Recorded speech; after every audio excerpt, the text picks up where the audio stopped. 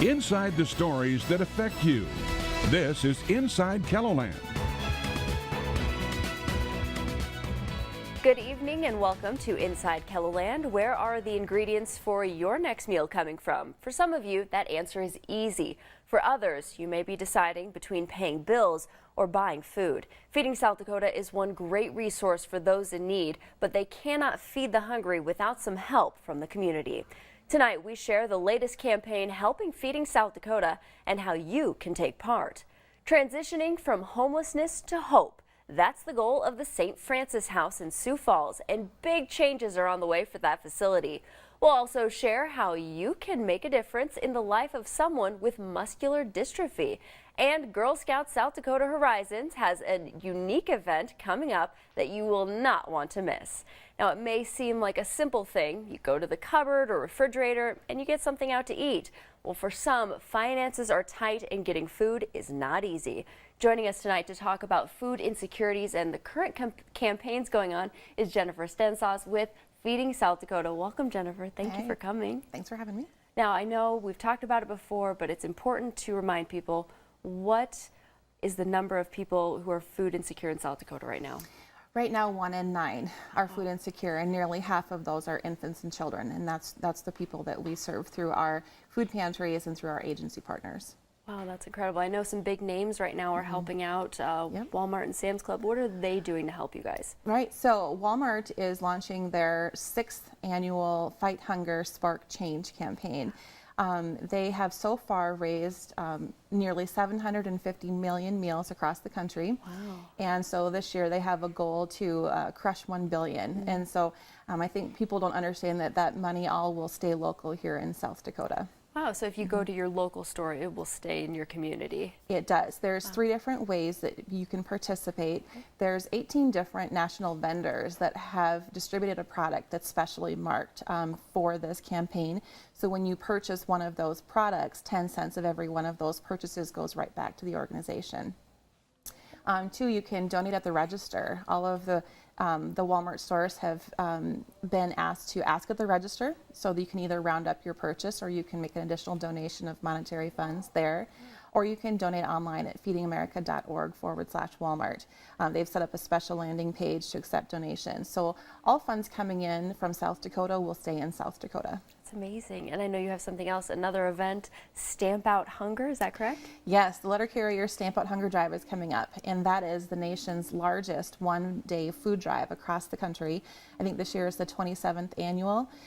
So we've just sent out our notice that we're just getting everybody ready to get your non-perishables. It's the 2nd Saturday in May, so we're a little early yet, but really want to get people thinking that it's coming. So all they have to do is leave non-perishable food items by their mailbox, and their letter carrier will pick it up.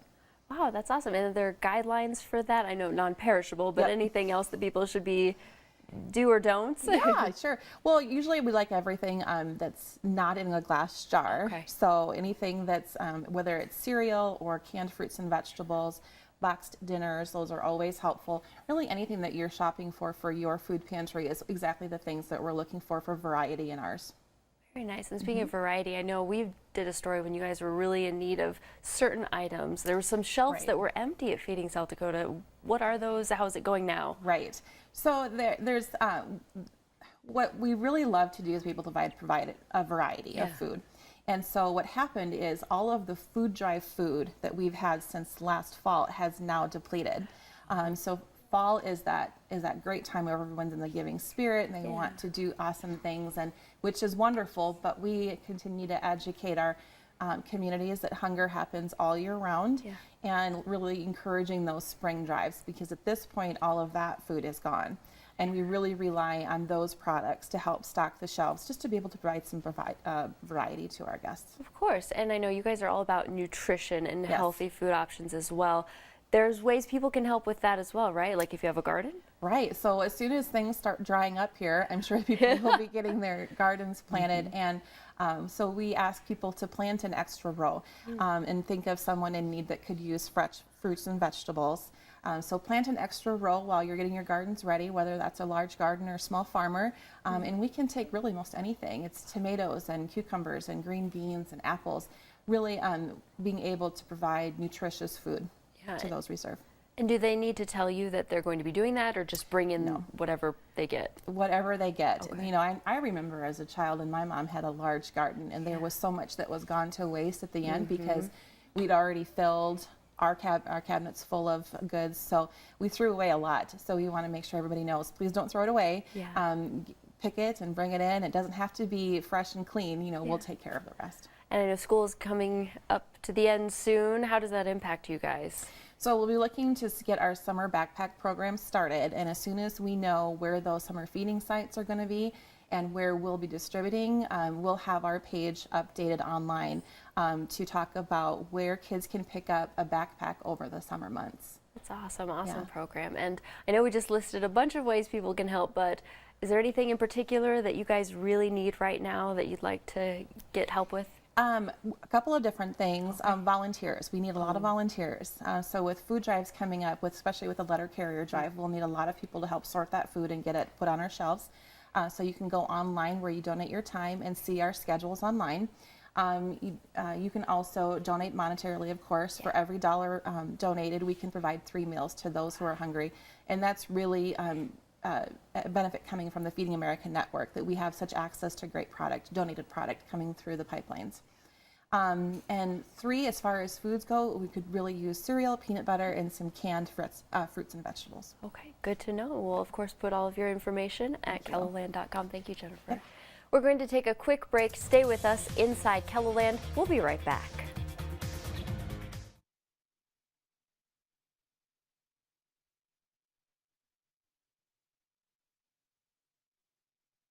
Welcome back to Inside KELOLAND. It's an exciting year for the St. Francis House in Sioux Falls. The transitional home is making some major upgrades to further help its guests. And joining us tonight to talk about the project is Executive Director Julie Becker. Welcome, Julie. Thanks for having me again. So, for those who may not be familiar with the St. Francis House, what is your mission? Our mission is moving people from homelessness to hope. And our focus is to provide a zero-tolerance environment so that people can be working on their sobriety while also maintaining employment and paying their debts back to society. And so people can stay with us from a minimum of 60 days all the way up to a year. Oh, and that's men and women, correct? Men, women, and families. Wow. Yep. Awesome. And so, how many guests do you currently have at the facility? Currently, we provide housing for 42 single women and 30 men. And you know, over the years that I've been there, that's fluctuated because when I first started 14 years ago, we only had 5 beds for women and it was more men. And so now it has transitioned to more women now than men. Interesting. And I know I've personally been there, but for those who have not visited, what are their current living conditions? What has it been like for them? Well, the guests are not going to complain because they're just very grateful to have a roof over their head and a place to land. But keep in mind that the St. Francis House's main shelter was built in 1956 for the 12 Benedictine sisters who taught across the street at Little Flower. And then when they left in 1986, they moved out and went to Yankton, we took over. So we've been in that building for 32 years with an average of anywhere from 250 to 350 guests going through a year. And you total that over 32 years, the building is tired and it's kind of time for it to have a new home built. Yeah, what are some of the issues of the building specifically? Well, I think a main one is when people drive by, they see the ramps and they believe that we're accessible, and we're not. There is no elevator. There is someone in a wheelchair or someone with a walker would not be able to get through. You have to do steps to be able to get to the sleeping areas. So that's a big issue of accessibility. The other part is just the piping is getting old, so we're having a lot of leaks, a lot of deferred maintenance, and that is more costly and it's not efficient. Just our energy bills a month are astronomical compared to our newer building that we built 10 years ago. Sure. And I know you guys are working on something else new right now. What is Yes. that? Well, back in May of 2018, we kicked off our Homelessness to Hope capital campaign to build a new home for not only our current guests, but also to expand to serve more. And that goal was $5.5 million. And right now we're between $250,000 to $300,000 short of meeting that goal. And so we know that that will happen. We're waiting for those gifts to come in. But we'll be able to expand to serve up to 120 single individuals, 60 for men and 60 for women. Wow. And the individuals who come to us, they come from all walks of life, but it's not our role to judge if someone has made some mistakes and maybe they have served some time in the penitentiary. As long as they're not a sexual charge or a violent charge, we welcome them to home and help them rebuild their lives, because they are good people. They just made a bad decision. Yeah, and you guys are also helping them sort of kickstart their careers, and independence is a big thing, right? Oh, most certainly. And when you look at, we have over 87 employers that regularly contact us to hire our guests because they know they're being held accountable. They know they have to go to work. They know that the debts are being paid back to society.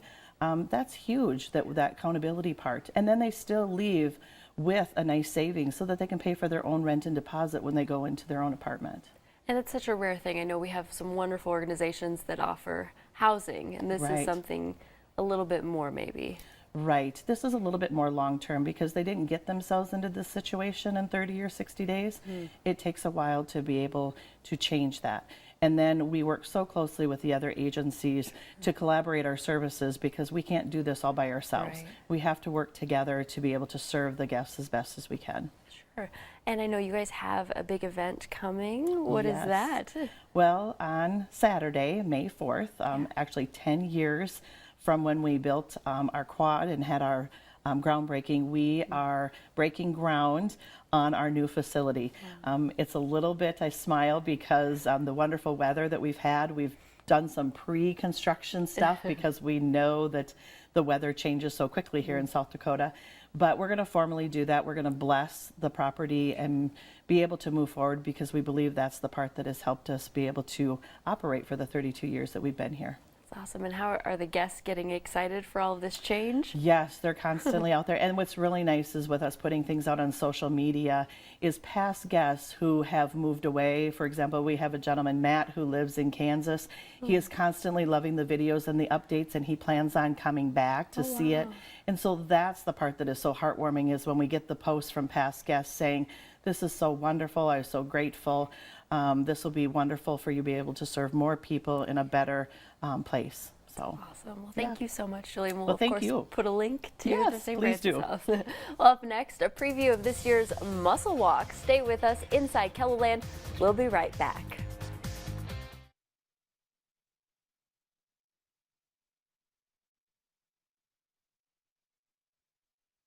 Welcome back to Inside KELOLAND. How much thought or energy do you have to put into walking, talking, or even eating?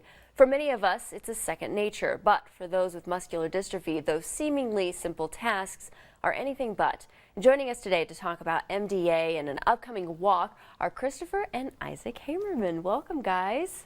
Thank you for having us. Thank you for coming. So what is your personal experience with MD?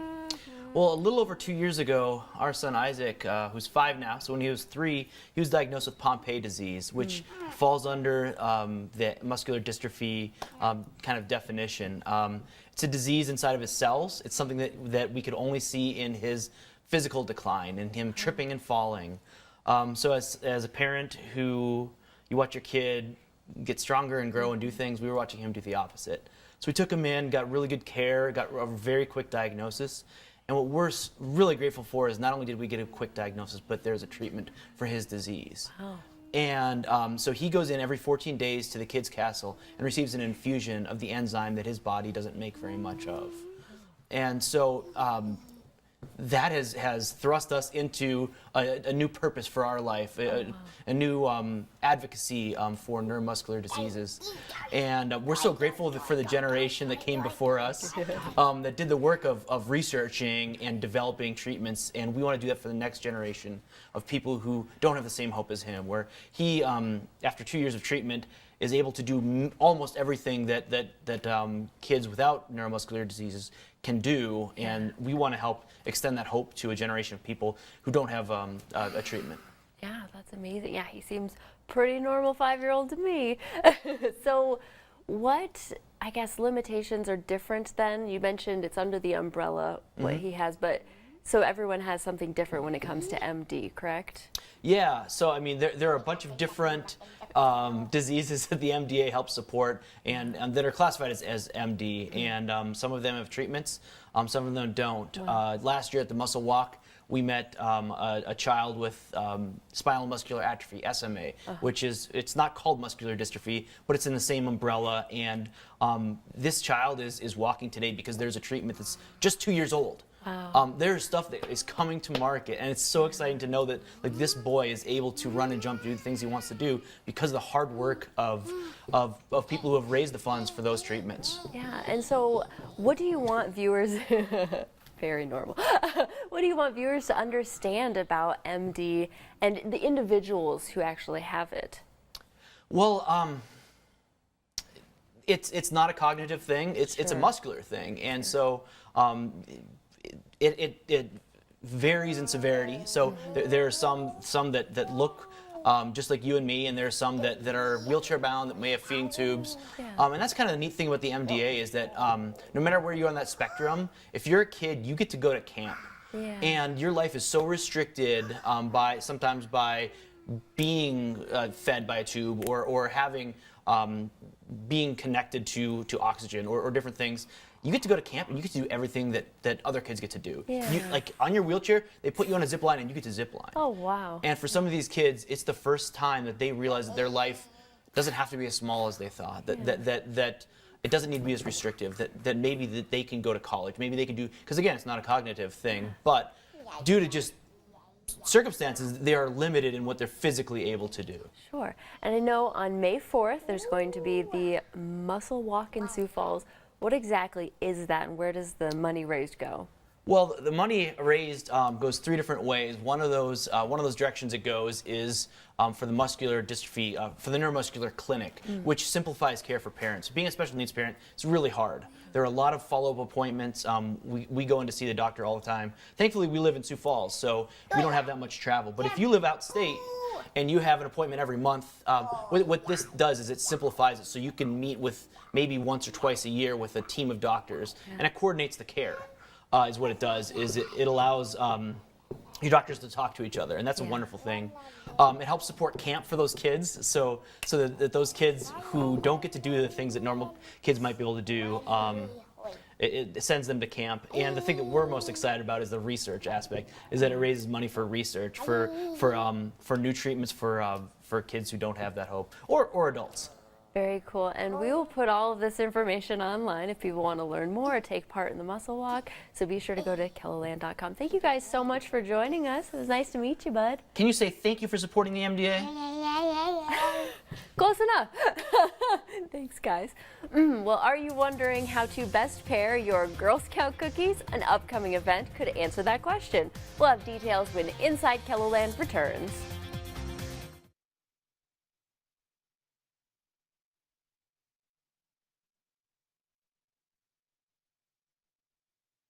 Welcome back to Inside KELOLAND. Girl Scout cookies. It's a common term in many homes, but the organization is about much more than the sweet seasonal treats. It's about courage, confidence, and character. Joining us today to talk about this thriving group is Stacy Andernacht and James Pyre II. Welcome, both of you. Thanks for having us. Thank you so much. And so, first of all, what is the significance of Girl Scouts? Yeah. Well, current Girl Scouts would probably tell you a lot about the friends they've made, the adventures they've gone on, the cookies they've sold, or the community projects that they've done. But really, what Girl Scouts is a foundational experience. It really gives girls the skills and the qualities to be leaders in the future, allowing them to explore any interest they might have, from outdoor skills to life skills to entrepreneurship to even STEM, and really explore future career opportunities in those sort of male-dominated industries where we have a workforce development pipeline need. Yeah, definitely. And so I know obviously that's impacting their lives. How does Girl Scouts also impact the community? Yeah. Well, Girl Scouts is a safe space for every go-getter, innovator, risk-taker, and leader to really explore what she's interested in, identify a need, and take action to make a change in her community. And so through the higher awards, the bronze, silver, and gold awards, they're doing some really incredible things. As an example, we have a troupe who earned their Bronze Award when they presented on recycling. They went into local schools and talked about the importance of recycling and created recycling containers to leave at the schools and really educate those younger children on why it's important to maintain those things for our earth. We have a troupe here in Sioux Falls who earned their Silver Award when they created and donated care kits to Avera. And the care kits are for patients who are receiving cancer care. And they went and they learned from the oncologist what those patients might need and provided them with things like chapstick, mints for their mouth because they get a metal taste in their mouth, eye masks for relaxation, and then they created handmade bags to put all of those things in. And then we have Gold Award Girl Scouts who are doing really incredible things. For instance, they're building community gardens where they're growing produce that they're donating to local food pantries to ensure that people who can't afford those fresh fruits and vegetables have access to them. Very nice. And James, we don't want to leave you out. If you could explain why we have cookies and wine on the desk here. Yeah, thanks for asking. We have our 3rd annual Cookies, Corks, and Brews event coming up on Thursday, May 9th. It'll be held at the district. It is our only fundraiser that we do in the Sioux Empire area. It is age appropriate for everyone in the community, but we are opening it up to everyone that wants to come. Tickets are $75. You could buy them at the door or online by visiting our website. And it's a really fun, interactive event that has multiple stations of different things you can do throughout the night. So whether it's pulling a bottle of wine and trying to vie for the ultimate bottle, right? That's a $200 bottle. Or playing a game that you could win different prizes throughout the evening, both heads or tails, or we call it the trifoil game. We have an interactive free photo booth. And what's really unique to this event is we have celebrity chefs from around the community that recreate a Girl Scout themed dessert. And so there are flavor profiles and cookies that are dropped off to our current celebrity chefs, and they're currently in making some really creative masterpieces throughout the evening. It is followed by a short program, and then there's wine, beer, and spirit tasting. So whatever you like to indulge after your strenuous workday, you can indulge at Cookies, Corks, and Brews and support Girl Scouts while doing so. Can you actually pair a Girl Scout cookie with the right type of beverage? Of course you Okay. can. Yeah. So the peanut butter ones, Yeah. the tag-alongs, are really good with a red wine. Okay. I'm more of a Moscato, kind of a sweeter white kind of guy, and those go really well with the shortbread cookie. Stacy, do you have a favorite pairing? You know, when we talk about craft brews, the lemon cookie goes really great with a kind of those light fruity craft brew beers as well. So there's definitely a cookie that matches about any beverage we'll have there. That's so fun. And so people just need to make sure and buy tickets ahead of time, or can you get them at the door? That's a great question. We're asking that if you know you're going to come, buy your ticket now. Why wait, Yeah. right? I mean, it's going to be a really awesome event. We're already over 300 people coming, which is record number this year. 3rd annual. We just keep exceeding our expectations year over year. It is held at the district. Again, you can go to our website and purchase tickets that way, but we also are selling at the door. Nice. Okay, perfect. Is there anything else you think the community maybe doesn't know about Girl Scouts, or a really important message that you would like to get out there? Well, the great thing about the event like Cookies, Corks, and Brews is that all the funds raised help support program sustainability for the Girl Scout Council. So for all of the girls within our council, it allows us to do those things like deliver badge workshops on things like cybersecurity, support our volunteers who are out delivering on our mission, and give those really great experiences and those adventures to those Girl Scouts. Thank you both so much for joining us. We're out of time, but we'll put information at KELOLAND.com. Again, you can find out more about today's topics online at KELOLAND.com. Just click on the Inside KELOLAND section. Join us every Sunday following the 10 o'clock news right here on KELO TV. That's all the time we have for today. Be sure to join us again next week for more of what's going on inside KELOLAND.